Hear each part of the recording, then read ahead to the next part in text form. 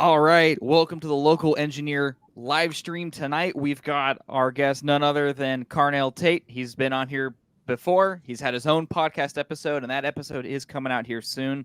And he'll be on many, many more live streams. So tonight, what we wanted to go over was just a few different techniques for networking. And this was something that Carnell had actually texted me prior and said, "We're going over my networking skills or my networking techniques and stuff."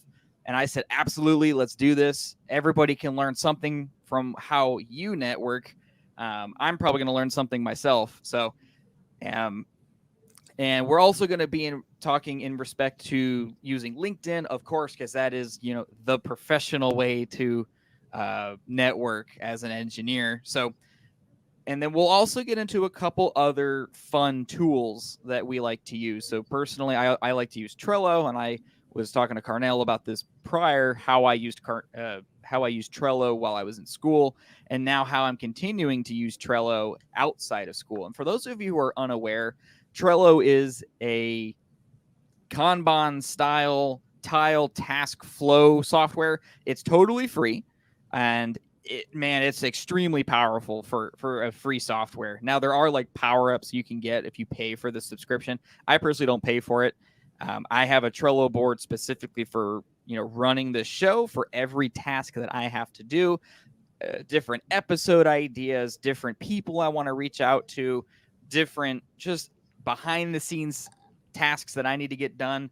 I'm able to assign them. I'm able to put due dates, put files on them, the whole gambit. So we'll also get into how to use this software in your own personal life, as well as while you're in school and even at home. So I have one. I have another Trello board set up just for anything to do with the garage, anything that's going to be worked on, any kind of DIY projects, whether it's the Datsun, which we'll have some videos on in the future.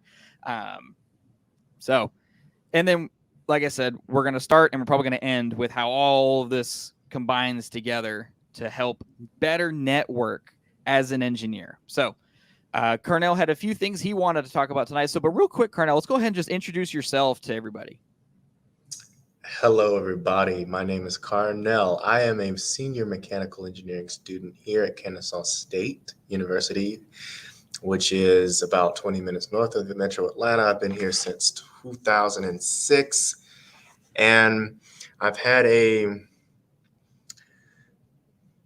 interesting time networking throughout my career. I'll say that I'll say that lightly because I'm an only child, so from the time I was very little, I was very comfortable talking with adults. I didn't have anybody else to talk to, so talking to people was never an issue for me. Being shy or doing things like that. I was always talking. so so this is also some things that I've learned from people who have instructed me as well, and lessons that I've learned, and also just personal experience as well. So networking to me is more than just getting a bunch of business cards or sending out a bunch of emails to people. Right. Um, so I think the misconception of it is like people think it. I guess it's like this task that you do, but really networking is a lifestyle because I'm young. Like, I'm really young. I'm 25. So, Me too.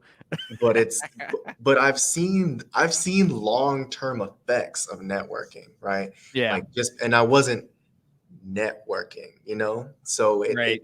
it's more than just, yes, there is an element of it where it's, if you're going to a career fair that's very targeted, there's a specific purpose. You're trying to get a job. They're trying to hire you. That's very cut and dry. But there's a lot of areas that are really gray. And what I always say is, I think the first thing is that you really have to have the heart for it. You have to have you really have to have that mentality that a stranger is just someone that you haven't met yet, because you will be absolutely amazed at the people that you meet just by talking to them. And I know that some of you, maybe all of you, can relate to that. But what I'm about to share here, it takes that concept and it multiplies it by a couple of magnitudes. Because when you're able to not only, because there's one thing about like meeting new people and befriending them, in a very short period of time, building rapport, breaking rapport, humor and things like that. We can talk about that as well. But it's another thing to actually nurture them and develop that relationship with them, but also even having a lifestyle that you want. Because what the whole purpose of this is for your life. It's not really like if networking doesn't fit into your life, like if what you're doing, if the people that you meet do not fit who you're trying to become and what you're trying to do, then your fruits are going to be very sour. You're not going to have a productive time, and your network's not going to be it's not going to have life to it. So Right. Yeah, I I think would say that's another like the foundation. Once you realize that, like once you realize um, the why, once you realize why, like you know, w- you know, what kind of lifestyle and what that looks like and who you're trying to be, then it becomes a little bit easier to build to build an action plan and to take steps in order to get there. So that's what I wanted to start off with.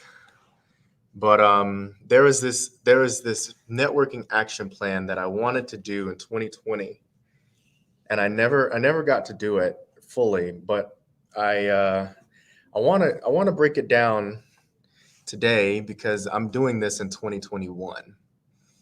So I would say the first thing that you're gonna want to do when you're first thing that you're gonna want to do when you're building your network is you have to really, before you meet anybody else, you have to analyze who's already in your network, right? right. And this can be So anybody. It's not just obviously like who's on your LinkedIn, but it can be people who you've gone to school with. Like my LinkedIn, I'm growing my LinkedIn because I'm realizing obviously now that I'm out. A lot of college students kind of neglect their LinkedIn. They only put like a couple of the projects that they've done, a couple of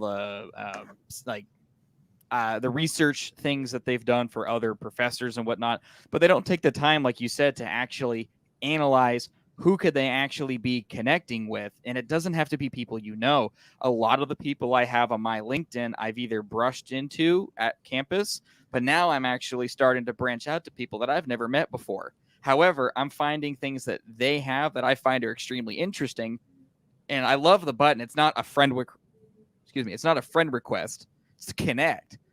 So I'm finding interesting things about these people. It's actually one of the things that that had me fine, I'm going to use this word again, reconnect along with you, because I mean we ran into each other a handful of times at most at Southern Poly, but we never had like a team to be on. We never had any classes together. Nothing. I just knew about you, and then I saw you on LinkedIn. I was like, I'm just going to reach out to this guy.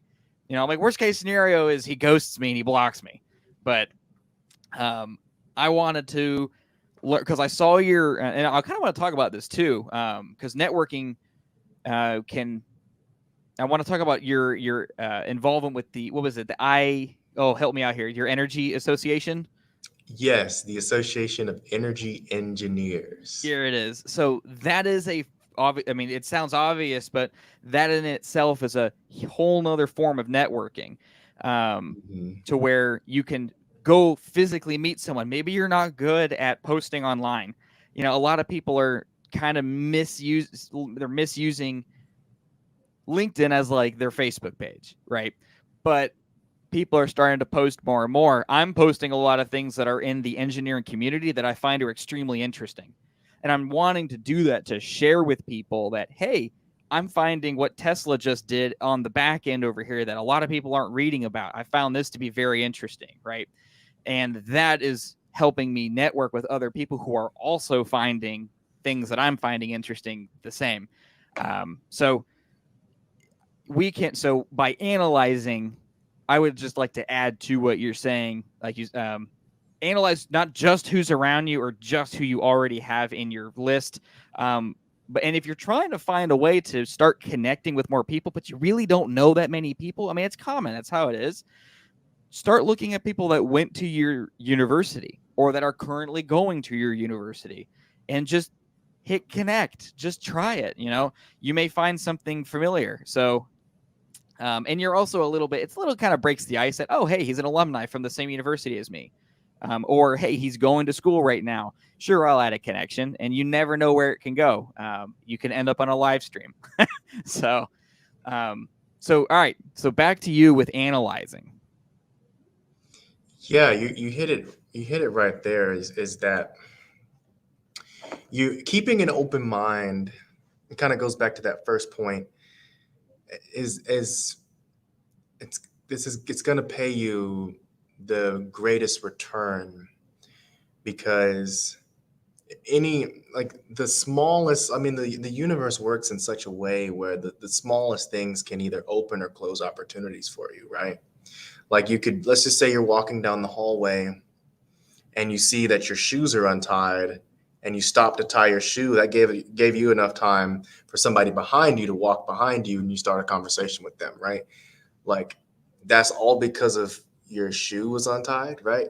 So you got to think about keeping that open mind, because again, you just never know. So when you're analyzing your network, a big part of this is a lot of us, myself included, yourself included, all of us, our network is neglected, and to some degree, right?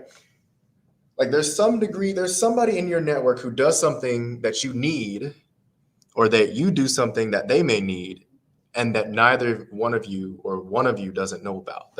That's almost I can almost bet my last dollar on that, just based off of probability, right? Because I mean, how many things can you do? How many things can people in your network do, right? And if you divvy that out, I mean, the possibility becomes almost 100%, basically. So it's just like there is somebody who you know already who can help you out, or can point you to somebody who can help you out, or in any capacity. That's all of us. So from the very start is analyze your network. What are you lacking, right? Where are you in your life? You have to have some self-awareness with this, and knowing what you lack, and also knowing who are you neglecting. Oh man, I actually, my friend's parent actually works at that company down the street that I've been trying to talk to, or is related to an industry that I'm trying to get into, and I forgot about it. Or or you may not know that, and you start talking with them with an open mind. And this is what I did. This is kind of what frustrates me a little bit too with this whole like small talk thing. Like, I know a lot of people don't like small talk. Yeah. And yeah, like small talk takes energy. It takes energy to genuinely care about somebody, to where you can sit through some of the more mundane, routine details of a conversation. But if you can have that stamina, you have good listening skills, you can hear things and you can pick up on things, and you can establish relationships and opportunities for yourself and other people. So that's really what this first point is all about: is analyze your current network and have an action plan, right? So after each one of these, you need an action plan. Like, this is not something that you just think about, you just It sits on your lap, and you're analyzing is kind of not just looking. thinking It's, about. it's more than that. Exactly. It's more than that. Like you have to sit down and make a plan. So, um, and another part about that too is like it may seem a little bit robotic. It may seem like, oh my goodness, I'm writing down all of my friends, I'm writing down all of my contacts. Like that seems kind of like psychopathic, right? But really, I mean, you'd be surprised at the amount of people that do this. And when you understand the human brain, like we can only remember so much, right? Like how many times does Facebook remind us that people have birthdays and you're like, oh my goodness, like I never knew this person's birthday was on this day, or like I would have never remembered that it was today. And how many, and that's with, I mean, if you have 200 friends or 2,000 friends, I mean, it is only so much that we can remember, that we can keep track of. So if you're not intentional about this, you're gonna, like, if you don't plan, you plan to fail. So, Right. So the action plan, you need a way to how to do it, and you need a timeline. You need a timeline. Give yourself some time for each one of these. So that's the first one. Analyze it. Figure out how you're going to do it. Is it going to be through your Facebook contacts, your LinkedIn contacts, or whatever? And then how much time are you going to give yourself?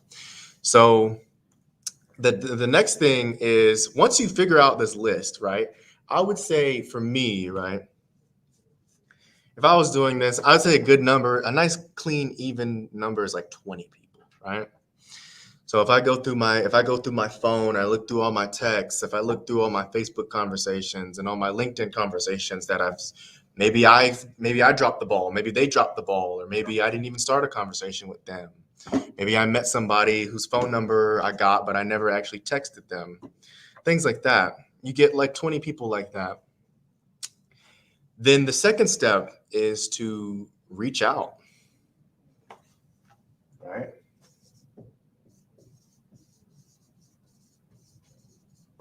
You wanna reach out, and you're really, this is the part where you're going to cultivate a powerful conversation. We all have the ability to have powerful conversations on command, right?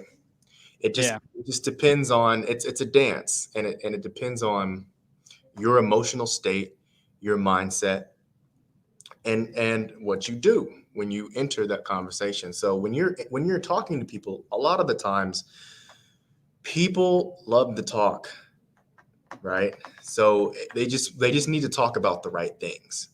And people like talking about themselves and what they're good at, what they're passionate about, what they find interesting. So when you're reaching out to these people, especially if you are looking to advance, let's say, a career, you're going to want to come with an inquisitive mindset.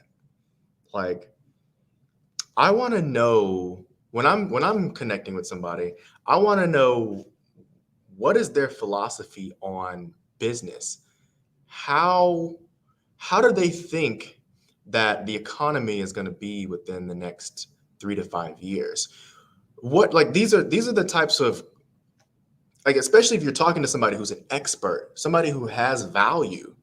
If they have value, guess what? They've worked for it, and they have an opinion. They have an opinion that is backed by their experience, their expertise, and they would be delighted to give that sort of information to you. So when you come with an inquisitive mind, that's how you need to be approaching this network. So my favorite thing to do is to ask people, hey, I just wanted to get your opinion on this and this and that. Or, could we, I like the word coffee. Like, I know we had COVID for a couple of, we're still having a pandemic right now, but in the heat of the lockdowns, we had, all this virtual Zoom world was just on fire. And so my favorite thing to do was to talk about virtual coffee, right? Would you like to have some virtual coffee? I want to know why you got into this industry? Yeah. Or I wanted to get your opinion on this project that I'm doing. Or um, you have to really relate this to yourself, right? I can't really give you the exact words to say, but this is sort of the mentality that you're going to use when you're reaching out to these people. And so you're gonna, again, figure out how you're gonna do that, right? Are you going to, be thoughtful about it too, right? Are you gonna do it at night when everybody's asleep? Are you gonna do it in the morning? And then, when is a good time for you to meet? So having a plan, like how are you going to do this, and giving yourself a time limit, a deadline, so that you actually take action on it. So that's really, reaching out. There's more to it. I don't know if you had anything to say on that one, Andrew. Yeah. So another perspective, and this is just how I've done what you're saying as far as, trying to like have that good conversation, because I am conscious of the fact that I'm very fortunate that for whatever reason, that I'm good at talking, and I'm good at talking to people. I'm like you. I've never met a stranger. I've met weird people, but I've never met a stranger. But I kind of go into a conversation not so much about like what I want to know, but I let the people talk about themselves. It's very easy for someone to talk about themselves, right? It's kind of hard for them to get that question out themselves, right? About you. So if you can be that guy that walks up and says, "Hey, I see you're an engineer from Kennesaw State. When did you go to school?" Boom, total icebreaker. Now you're getting him to talk about the fact that he's an engineer, that when he went to school, maybe some of the professors y'all had. Now you're getting the ball rolling. You're kind of opening up the person you're trying to talk to. And it's about things that they're already extremely comfortable about. It's an experience they had. It's not necessarily just an opinion, right? Because when it comes to something that's opinionated, people may be a little apprehensive about telling you how they think, right? They don't want to be judged. They don't want you to assume. They don't want to say something, and then you assume they're an idiot, right? Or they may know only a certain amount of whatever happened. For example, I was actually talking to an engineer today about the Champlain condominium that collapsed in Florida and South Florida. But I didn't bring it up as, "Hey, what do you think about that?" Because there's a lot of people with mixed opinions, right? Everyone wants to point fingers on what they think was the failure. I started the conversation by saying, "Hey, you've been in the engineering industry longer than I've been alive. What is your first suspect of this issue? Having not seen any information, what would you just assume it would be? What would be the first place you would look?" Right? By tackling it from that angle versus, "What do you think about this?" That's a little too open, right? Now now they're kind of like, I don't know what I should say. I don't know what I can say. I don't know if I'm going to say something that's going to offend this person. So because everybody walks on eggshells these days, right? And the best way to not walk on eggshells is not put somebody in a position to where they are going to have to walk on eggshells. So, so when I asked my question that way of, "What do you think caused this?" I was watching it's actually the channel I like watching is called Practical Engineering. So for anybody out there that hasn't seen this guy, Grady is the gentleman that runs that channel. He does an amazing job of analysis on pretty much everything civil engineering. So I've learned more about different civil engineering projects and superstructures through him, as well as some other things like just collapses and catastrophes and how it happened. And he just actually dropped a video out today about the Champlain Towers. And it was a very neutral position, and he was just talking about actually how the water was falling. If I'm sure I'm summing this up, but go watch this video. It was like 14 minutes, 15 minutes. It wasn't very long, or it was 40 minutes, also not very long. But it was an amazing video. Again, Practical Engineering. Highly recommend the channel. I don't know him personally. I hope to have him on the show one day, but Mm-hmm.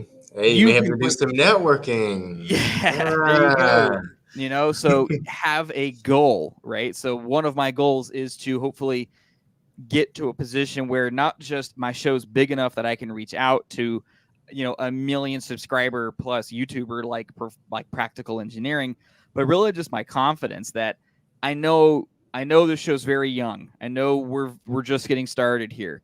So I don't want to reach out too soon and start asking for big people because I don't want to piggyback off of them, right? I can they built their empires, I can build my own little YouTube channel. So but one of the ways that I'm going to reach out to them is simply, hey, I love what you guys do. You make extremely informative videos. I would love to connect with you guys, and maybe we can do a collaboration on something together. I just recently did this with another podcast called Unprofessional Engineering. Those guys are awesome. If you haven't listened to them, highly recommend you go listen to their stuff. I listen to them on my commutes. They post like twice a month. And I built up I built up the courage to email them. I didn't know if they were going to read it. I didn't know if they were going to see it. I took a shot in the dark. Worst case scenario, they ignore me if they did read it.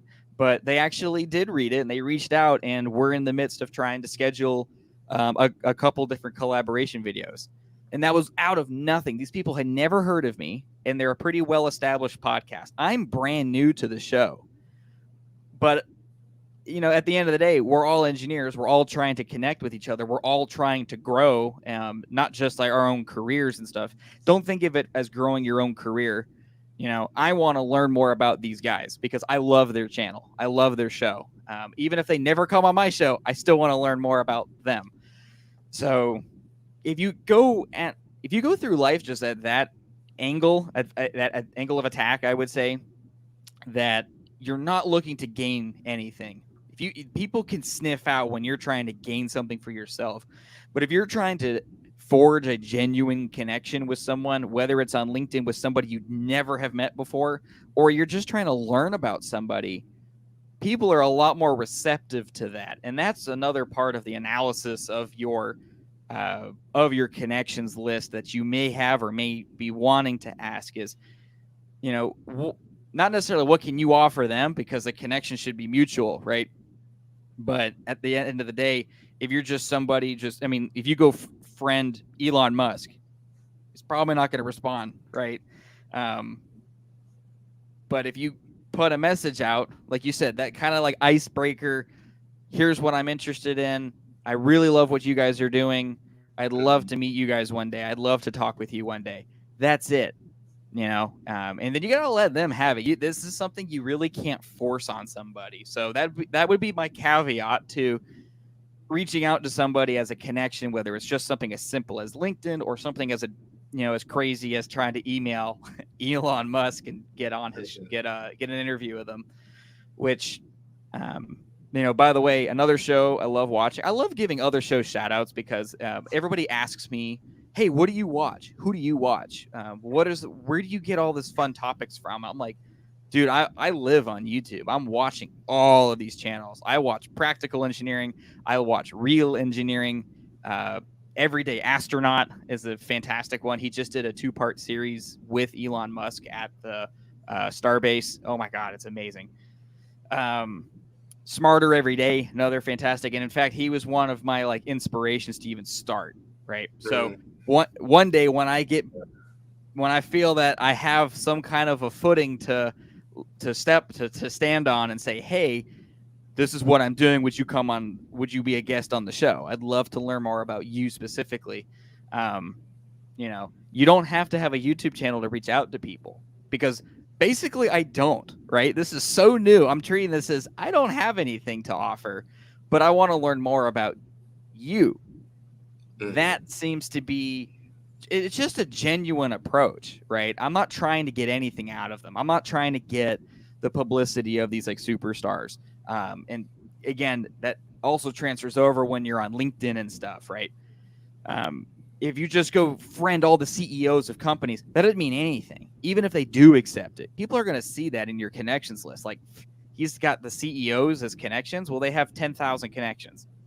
What is that actually worth? What is that connection actually valued to you in the other party? So if you simply reach out to people that are in your area that you actually can meet up, I think you would have a much stronger chance of not just building up your network. And when I say build up your network, I'm not talking about a friend count. Friend counts don't mean anything. Every connection that I have on LinkedIn is somebody that I have personally either reached out to or they have reached out to me. And I don't accept every single one, right? Because first off, a lot of them are like recruiters. They just are. They're like, oh, my client's looking for this job. And I'm like, okay, do I know you? Like, this is my profile. This isn't, I'm not here to help you make a commission. So that genuine connection, I think, is more valuable than a random one by a long shot, hands down. So when you're analyzing not just who you already know, if you're going to, I think you should, like you were saying, have your plan. Who and why are you going to be adding these people to your list? I added you because of I was vaguely familiar with you from the handful of times we ever met. And then I also knew that you, based on your LinkedIn profile, that you're in the Energy Engineers Association. I love renewable energies. I want to learn so much about it. And I think the best way for us to connect is have you talk about it, because you enjoy talking about renewable energies and energy systems, right? And that is our way of connecting. We're both giving each other that just fun conversation as two engineers doing something or talking about something where I know nothing about it, right? I have very, very minimal experience in renewable energies, and you're in the actual organization. So, and then look, here we are. We're on a live stream together. You just, like you said, you just never know. But if you have a point of interest between both parties and you point that out to each other and say, hey, you're in the energy engineering sector, the energy sector. I find this to be extremely interesting. Would you like to connect? We could talk more about it. Boom, right there. You don't have to ask them about, what do you think about thorium, right? Because now, am I going to start chatting this guy randomly about thorium? No, I personally wouldn't. Some other people might, but so that would be my general approach. Again, it's just be genuine with why you're trying to connect to somebody. And most people on LinkedIn, when they see someone else and you reach out to them, you're just trying to grow. And I mean that in the personal sense, right? It's like I said, I'm not saying this from a friend count standpoint. I'm talking about people that I know if I have you on a connection on LinkedIn, I can reach out to you about something. And if you don't know, you can point me in the right direction. If you don't want to deal with it, if I text you randomly on LinkedIn and I say, hey, I want to talk to you about modular thorium generators for homes in residential areas, and then someone looks at me, even though they're a nuclear engineer, they're gonna go, I don't have time to talk about this. He can go, hey, just watch this video, or hey, go talk to this guy. This guy will love to talk to you. Boom. I'm growing. Even though I didn't get that connection, I basically didn't get the sale, right? I now have another point to go to. I now have my next step, right? So I consider that growing. And I've had that many times where I've reached out to people where I want to learn something. But again, I'm trying not to make it all about me. I'm trying to either say, hey, I'm interested in this topic. What would be some resources or other channels that you suggest that are quality, what's the word, that are actual of substance that I could go review and I could go learn from. Now I'm asking them for their preference, their opinion, and their interests all in one question, and I didn't have to ask 3 separate times. And they can just say, hey, go look at this, done. And then I now know, hey, I can come back to this person later once I've either read up on something. It's crazy how it all works out. But I think the biggest thing is just be genuine. That's, if you have to narrow it down to one thing, it's analyze Are you going to be genuine with the person you're reaching out to? Because if you're not, then you're wasting their time and yours. So I completely agree with the fact that when you're talking about. Oh, here we go. We actually got a question. Oh. Austin says, "What is the percentage of connections made in LinkedIn?" I think he might mean, in general, like, well, so let's say, if I have 1,000 friends on Facebook, I probably only have, and I would be, actually, I could just use myself. I only have between 600 or 700 friends on Facebook, and I can guarantee you, almost none of them are actual engineers. Right? Maybe a couple dozen, a few dozen that I've met through school, but I don't even remember how many I have on LinkedIn. I'll just look real quick.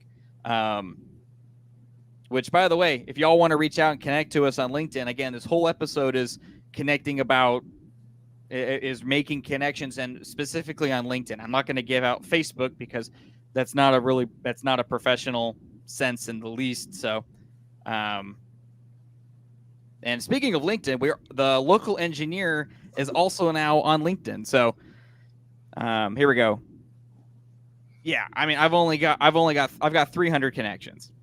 Nothing crazy. I like how when you get to that should just change 301. So somebody here just changed that right in front of my face. So if you're going about this the wrong way, it's not just clicks. It's not just a tally.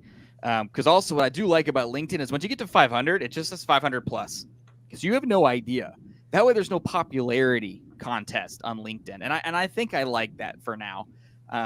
That everybody's not just, oh, let me just follow this person for no reason at all, and then they never actually they never help anybody, they never give any substance back, right? So I've reached out to other CEOs of small businesses that I find are extremely interesting, and I want to have them on the show. So I made a connection. I would say, hey, this is what we're doing. This is the show. And because now we do business-specific episodes, and our first business-specific episode is actually finally about ready to air. This weekend, it should be airing. So you just never... Again, you never approach it from how will this benefit me? Just be genuine. So, all right. So there's another follow-up from him. In your opinion, what's the most useful renewable energy resource and why? So, all right, we're going to go off topic here because I did bring this up about renewables because that's what you do. So I'm going to let you take this one. Well, when you're talking about useful, let's say residential, right? That would be, quote, the most useful for the average person, right? Okay. So let's look at the status quo. Status quo is we have electricity, and we have electrons coming from fossils, right? Like we have energy that's stored in coal, that's heat that heats water, that water spins an electric generator, which then gets distributed through transmission lines, and those transmission lines are connected to our homes and power our homes, right? So an alternative to that, I would say the most, I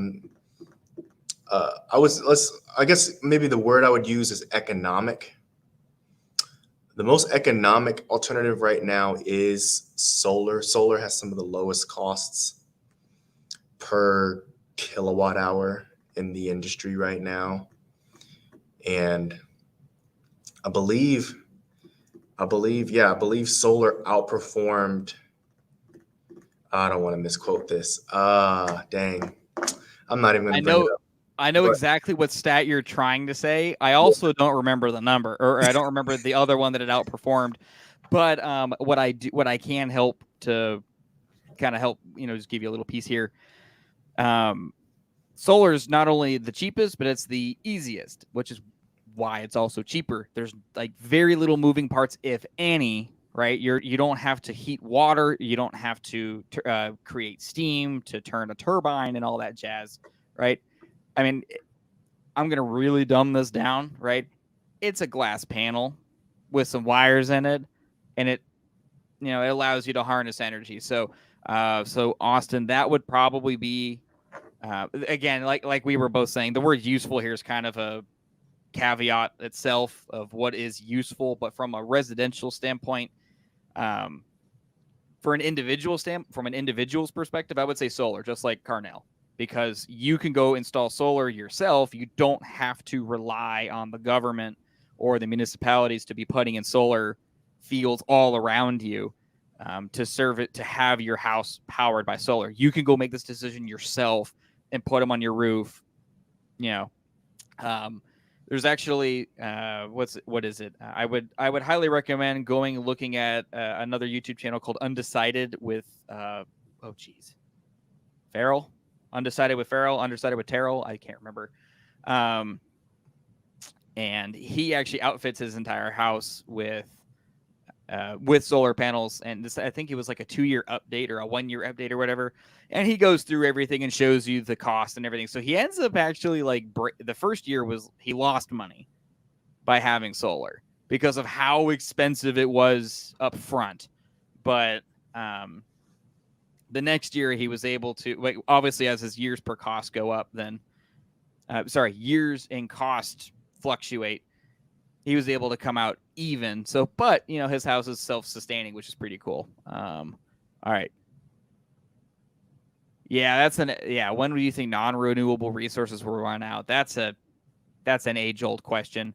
That's as answerable as the people that say like, oh, well, Miami was supposed to be 200 feet underwater like 10 years ago, right? It's just people making guesses. So I really don't pay attention to giant claims like this and like the water levels and stuff, even though obviously the climate does do things that are explainable and some things that are not. So I would ignore that. That's just me. I don't ignore the science, but I ignore these pundits that just make outlandish claims, to say the least. That we're gonna run out of oil by 2025. Okay, how do you come along and suddenly make this discovery? And that's what I like about the scientific community is when somebody does come out and make these outlandish statements, but they're actually of stature in the community, everyone else in the science community goes, all right, well, we're going to fact check this. So, there is a current, I guess oil companies and coal companies, they have a estimate on reserves that we're able to tap into.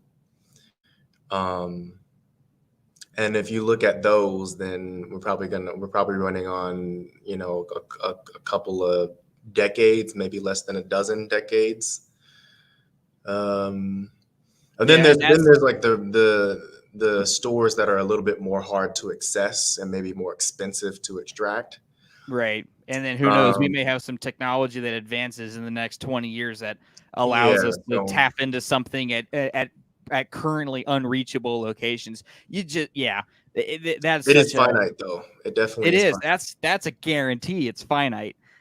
Which is why I like solar, which, I mean, if we really want to stretch it thin here, that also is finite. But when that sun goes boom, we have a problem. But until then, the renewable, that's what I like. It's also just cost savings, right? So even if you don't want, I love convincing my friends on when it comes to renewable energy sources. You can take all the politics out of whether or not, solar and wind and all these other and hydropower and stuff. While they do have their advantages, they also have their disadvantages. I'm able to pretty much bring everybody to the table to say, hey, regardless of politics, if we can retrofit X amount with solar and it ends up being a better financial decision than sticking with oil, what does it matter what the vessel of energy is at that point, right? If you really want to look at it from an economic standpoint, solar is going to be the biggest thing in the coming years. So So that's another way to kind of handle it as far as when will they run out. Who knows? We may phase them out ourselves. We may go, we don't want to use petroleum anymore, which what people don't realize, people hear oil and they think of just cars and trucks, right? They have no idea how much of everything on Earth, like everything man-made, how much of it comes from petroleum. So you're probably never going to see it fully go away, but for energy perspectives, we may voluntarily, phase it out one day. That I could see that happening, right? Where we phase out like all coal facilities in the country, but we go with like natural gas, which is a much cleaner energy source than coal. Biofuels as well. I believe. I think natural gas maybe 50% or 60% less, but like biofuels are 90%. They have 90% less of carbon emissions than Interesting. Petroleum. So, and biofuels are of course renewable. When you're getting, whether you're getting it from like waste compost or even bacterial cultures or algae cultures. So there's definitely technology out there to service our needs. It's really it's not about the technology. It's about sensible policy. It's about people who understand the technology and are in the position to deploy the money and resources to make it happen. That's really where we are right now. And I think the powers that are the incumbent powers right now are either have interest that it serves against the need for this clean energy, or they just simply do not have that as a priority because of the nature of our political system. There are many competing interests other than energy that take the attention of our elected officials. And unless the issue is pressing, it's kind of like twisting someone's arm, right? If there's no pressure put on that person, it's going to be out of sight, out of mind. And so right now, that's really what we're looking at when we're talking about solar, when you're talking about biofuels, when you're talking about wind or hydrogen. What you're talking about is there's so many layers to it. There's the federal level, there's the state level, and there's the local levels. And just because something works in Georgia doesn't mean it works in Tennessee. Yeah. And hey, right as the moment you said that, this question comes up. If it works in Georgia, it may not work in Tennessee. How about, what do you think of renewable tidal energy used in South Korea? So I've always found this kind of technique to be very just ingenious. It's energy. Now, I have seen some things where the efficiency rate is pretty poor. But because if you think about it, the wave coming in it's at the end of its life, right? Like that's the end of the energy, and the energy is being dissipated all throughout. So, but there's also ways you can actually make it extremely. I shouldn't say extreme. You can make it more efficient than other senses. I've seen these things for years now, trying to use tidal energy and like wave energy harnessing and stuff. So it's crazy, and that's what I like is people are doing. They're on their own, and in my opinion, it should not be the government's job to tell the science community to innovate.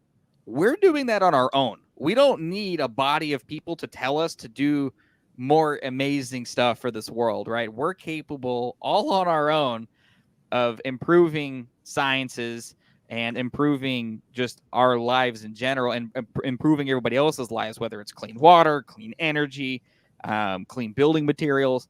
The science community is already on that. So that's kind of my favorite thing about being an engineer is, again, I don't need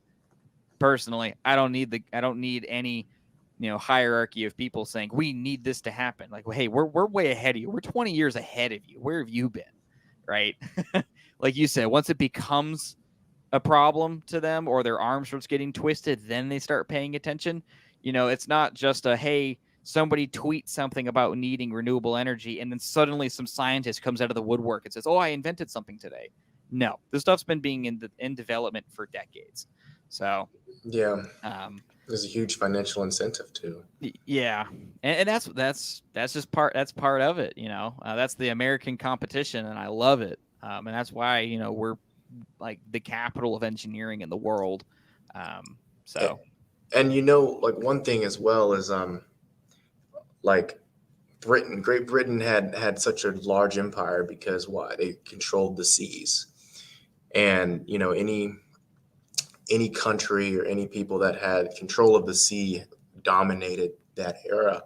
Well, I think coming up, any country that has control of the energy supply, especially if it's renewable energy, is going to be the dominating economic powerhouse, because that's going to be the critical issue that we're going to face in these next decades. And so I think it's there's a huge financial incentive, and it's a big investment, really, to do that. It's a national security issue as well, like you said.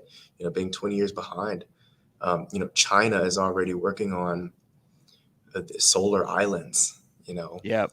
And what are we doing here in America to What are we to doing? really offset that and establish ourselves as an energy leader for this new century? Yeah. Because we're still in the beginning, the first 1/5 of the 21st century. So I mean, what's the rest of it going to look like? Are we going to be behind? Or are we going to take the steps necessary to put ourselves in a good position? Yeah. And what's cool is like as this technology progresses, what I love it's a love-hate, of course, a love-hate relationship. As technology progresses and there's something that starts really taking over, and we've seen it time and time again. Some technology will be brand new. It'll spike in interest. It'll spike in innovation, and then it plateaus for a little bit, and then before it goes up again. Just like we're seeing with for example, gaming processors or like GPUs and stuff. Up until the 30 series or the 3000 series from NVIDIA, really wasn't anything new or fancy about any of these other graphics cards. All the chips are the same. They're just squeezing a little more power out of these things. But when we do have a breakthrough, it takes off, and then the rest of the market goes, oh man, we need to do that. We need to actually make our stuff better, or we're not going to make any money. Capitalism. It's kind of how that works.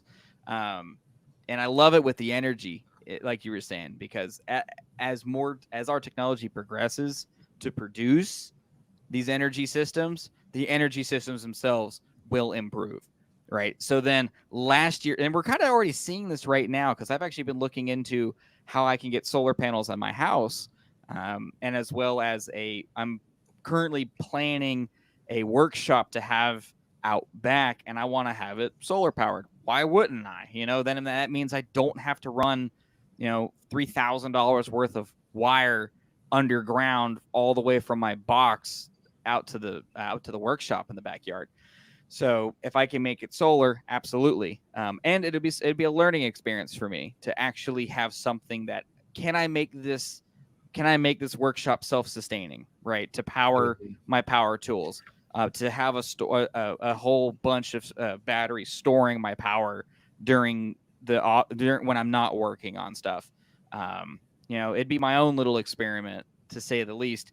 And some of the solar panel, just like cell phones, every year there's a new cell phone coming out. Every year there's a new solar panel coming out. So last year solar panels are not as high, do not have as high of an efficiency rating as the current models. Well, the prices on those things fall off because people don't want to invest in something that's thousands of dollars when the newest one right now is 3% better than last year. And solar panel efficiency ratings have kind of hit a plateau. I've seen some breakthroughs, articles that I've read, but so far they're all laboratory only. So until those things actually make it to the production line, it's vaporware. So that is what I think is extremely interesting about the way we kind of do things here. when it comes to power and energy solutions like that. Again, with solar, I can make that decision on my own. I don't have to wait for the local county municipal code, blah, blah, blah, whatever, to say, we're going to finally do renewable energy around here. No, sorry, too late. I'm already there. The rest of y'all can be on the grid, but I'll make my house self-sustaining if I can. And I can use last year's solar panels, save a bunch of money, and be just slightly less efficient. So I think it's a great alternative. So we need to actually do an energy specific episode, because we are coming up on the hour, so we are almost done here. We did start this with networking, but that's what's crazy. This actually, I think, turned out to be a fantastic episode of what happens. We tried to I think you did. I think we showed what can happen out of a genuine connection, right? We were here trying to start we just wanted to talk about one topic of how to maximize your networking. And by us going into being genuine, we started and then the questions in the comments kind of pushed us down this tangent too. We just had I think we had a pretty fun conversation on energy. So we will have you back on for a renewable energy specific episode. And I want to have that conversation after we air Dr. Farfan from Kennesaw State University. He's the director of the nuclear engineering program there.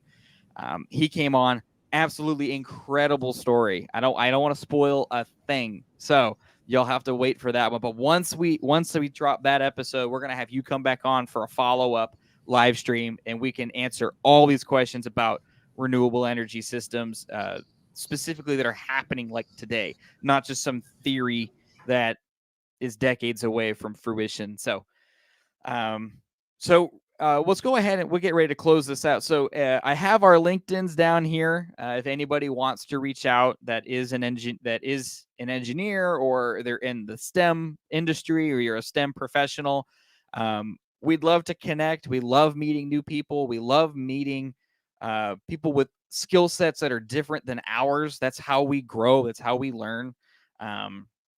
And that's also how we find other things that we didn't know we were previously interested in, right?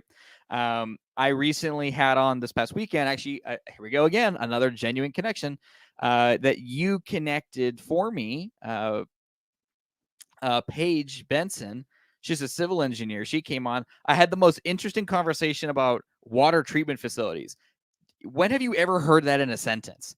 That water treatment facilities were interesting, or they were super cool, or I learned a ton about them, right? It's kind of that's the thing that people don't. To most people, it's not a super sexy engineering, topic, but Paige made this extremely interesting for me, and I loved it. I learned a whole lot. And again, her episode will be airing here soon. So, and that's because, I got to point this way. That's because of Carnell here brought her on. So, as we like to end with every show, if you would like to be on an episode here of The Local Engineer, please head over to either the Facebook page at The Local Engineer, or you can go to thelocalengineer.com and reach out to me that way. I'd love to learn more. We're always having people on here, whether it's podcast recordings or live streams, which we've now gotten into. We do one a week, and typically we do Wednesday nights, but I wanted to have Carnell on, so we did it tonight. So, and Carnell's also working on building up his next show and his channel. So everybody go give him a follow at Carnell Tate on LinkedIn. He's going to be doing some really, really interesting things, and we're going to be doing a lot of collaborations together. So if you don't see anything from him here in the next, few weeks until he gets it rolling, you can find him here with us, So again, thank you, Carnell, for coming on. And as with every episode, we leave with a message of positivity. The floor is yours, sir. Well, I'm actually gonna pull up a quote that I found this morning, because I think if you see an opportunity to take that walk instead of taking that cab, helping that neighbor that yelled at you for parking in front of their house or just saying hi with a random smile, do it. It will change your perspective as well. 100% agree with that. Absolutely agree with it. So, perfect. All right, everybody. Thank y'all so much for tuning in. Like I said, we'll see y'all next Wednesday, 8:30 p.m. Eastern. Till next time.